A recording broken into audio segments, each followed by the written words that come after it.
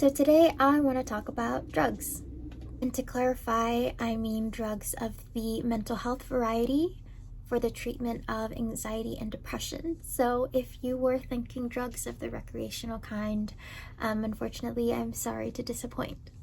So I thought I'd share a little bit about my own experience starting the conversation about potentially trying a medication and what it was like when I finally decided to try them, what my experience is now. I'll share some of the medications that I'm on and what I think about them. I talked a little bit about the stigma behind kind of asking for help and how I very much was a part of that party when I first started out on this journey. And that definitely applied to medications as well. I was afraid that going on medication would somehow initiate a reliance or a dependency on them where I wouldn't be able to function without them, or that I'd be on them for the rest of my life, and that somehow that meant, again, that I wasn't resilient, I wasn't strong on my own accord, and I didn't want to rely on that. So the conversation of even considering medications started when I came to family health centers. I mentioned in my last video that I had finally found my therapist, the one that I was currently working with. And at the time, she and I hadn't yet met. A psychologist that approached me and asked me, would I like to try some medication? And immediately my answer was, yes, I would like to have that conversation. I was first prescribed 10 milligrams of citalopram, which is the generic version of Celexa, one of the more common SSRIs, and I won't talk about the functionality of different types, the different classes, because there's a ton on YouTube already that I think do justice to it, so I'll link those in the description below if you're curious. I actually hadn't taken them right away. I wanted the comfort of knowing that they were there and that if I felt like I wanted to start them, I could, but that I had that sense of control. I needed that sense of control. And the physician and the psychologist were so incredibly supportive and welcoming and empathetic. So I felt comfortable accepting the prescription and taking it home. The Celexa had actually sat on my desk for about 3 weeks. And I would sometimes just sit at my desk and stare at it and ask myself, well, is today the day? Is this gonna happen or is it not? And one of the largest fears, and this is gonna sound absolutely wild, in my head it sounds crazy, but one of the reasons why I was hesitant about starting the Celexa was that I was worried I wasn't gonna know who I was without my anxiety. As much as I dreamed of a life of not having anxiety and being able to do the things I wanted to do without it hindering me, I had cultivated coping mechanisms, and a lifestyle revolving around dealing with the anxiety and social situations, and things like that, that I was worried that if I no longer had that, who was I? Who was going to be left over? What was going to be left over? Like, would I recognize the person without the anxiety? And that was really hard for me to hold in my head alongside the fact that I really wanted to be rid of it. So that was a huge, probably the biggest thing that was keeping me from taking it. So after that month, I had a checkup appointment with the same psychologist and physician, and they asked me, so how's it going? And I was really embarrassed to admit that I hadn't actually started them. I expressed my concerns about, not knowing who I would be without it. And I was afraid that I wouldn't know how to cope. And I didn't exactly know the words of how to best describe that. And again, they were very reassuring, very empathetic, and I felt it was the first time really being in a space where I was experiencing true, genuine validation. And that probably sounds really sad, but I was very much taken aback because they would just validate my experience. There was no shaming or humiliating for the way that I was feeling. And that was very revolutionary for me. And there was one thing that the doctor had said. I remember his full name for this reason. I just can't remember his title. I'm remembering now. But he had said something along the lines of, think of the medication not changing who you are, but instead allowing you to be the person that you've always wanted to be. Something along those lines, and that something about that just clicked with me, because despite being afraid of kind of losing that anxious part of myself, I think I was more afraid of never coming into, the shoes that I envisioned myself wearing my entire life. The adult, full-blown adult, confident version of myself that I had always dreamed of being as an anxious child. And I thought, okay, I think I'm going to do this. So I remember it was a Tuesday. It was a Tuesday night, and I had the support of my partner at the time.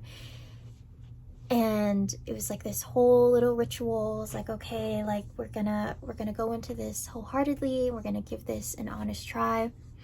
So I took the first pill, and it's not like anything miraculous changed, because if you're familiar with SSRIs, they take a few weeks to really have effect. So during the time I had started my SSRIs, I had also started the first semester of my MFA program, grad school, and then I had also had a concussion at the time I drove a much older car, and the trunk didn't have like the springs that would keep the trunk door open. And I was on an incline, and I went in to grab something, and the trunk fell on the side of my head and arm full force, and went to urgent care, diagnosed with a concussion.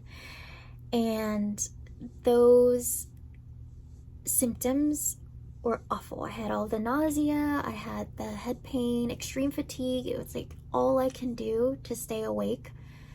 And it felt like I was using all of my energy not to sleep. And it was horrific. And I was tutoring at my old high school at the time. So I had to be under these like bright lights and have to use my brain, and it just wasn't an optimal situation. And so the wild thing was, my side effects from starting SSRI were very similar to the concussion. So it felt very much like I had healed from the concussion, and then once the medication side effects started to kick in, I was having it all over again. So I had your run-of-the-mill side effects. The nausea, the fatigue was a big one. Lack of appetite was a big one as well. The one thing that I didn't have, which I felt was like the most mild one, was dry mouth. And I was like, I would willingly trade these other ones for dry mouth. But for some reason, that was the only one side effect that I didn't have. So was it rough? Yes, to say the least. Sitting in my graduate workshops for my first semester was especially difficult, because there was already the anxiety of feeling like I wasn't good enough to be in this program, that I didn't deserve admission, that I didn't really know what I was doing. I wasn't a prolific writer to begin with, and there was just a lot of, imposter syndrome. So that, coupled with all of the side effects of my medication, just made things that much more difficult. So I had also been prescribed hydroxyzine, which is an antihistamine that you would take before a stressful event, preceding a potential panic attack, and I was having panic attacks regularly at the time. The thing with the hydroxyzine was it would completely knock me out. And again, I'd knock out and I'd be groggy for the rest of the day and potentially the next morning and afternoon. And I just hated that feeling because, yeah, it relaxed me, but it relaxed me so much that I was just too tired to do anything else. So I stayed away from the hydroxyzine for a while. Later realized that I was able to take half the dosage and not feel so groggy. It wouldn't knock me out the same way, but it still kind of made me feel kind of groggy. So that's more of my emergency medication, because I definitely would rather deal with knocking out and feeling groggy than having a panic attack. One of the hard things about the SSRI is there's no clear kind of junction to where you can feel it start to work. And I know typically it takes about 3 weeks to start functioning the way that it's supposed to, but for me there was never a clear indication where, oh, there it goes, it's working. It was more like a few months later, or maybe even a year later, when I would look at it retrospectively and be like, yeah, I feel a lot better. So I started on 10 milligrams, and after some time weaned up to 20. My psychiatrist was very, very, they were very good at listening to me and making sure that we were making changes that I was comfortable with. And I think one of the misconceptions about starting these medications is that people think that they don't have control, that doctors are shoving these medications down their throats and not asking them, for their own input and experience, when I think a lot of the times we have a lot more control than people are led on to believe. So in my experience, I feel very fortunate for. I had all the say. My psychiatrist would ask me, do you want to go up? And then I'd ask, well, will the side effects get worse? What should I expect? What do you think? And then I could then make my decision. And ultimately I did. I went all the way up to 40, which is what I'm on now, which is the highest dosage that has, anything higher tends to not be clinically better, is what I've been told. So has it changed my life?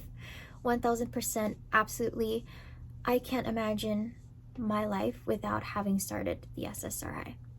Now, what it's done for me is, one, it helped me to stave off.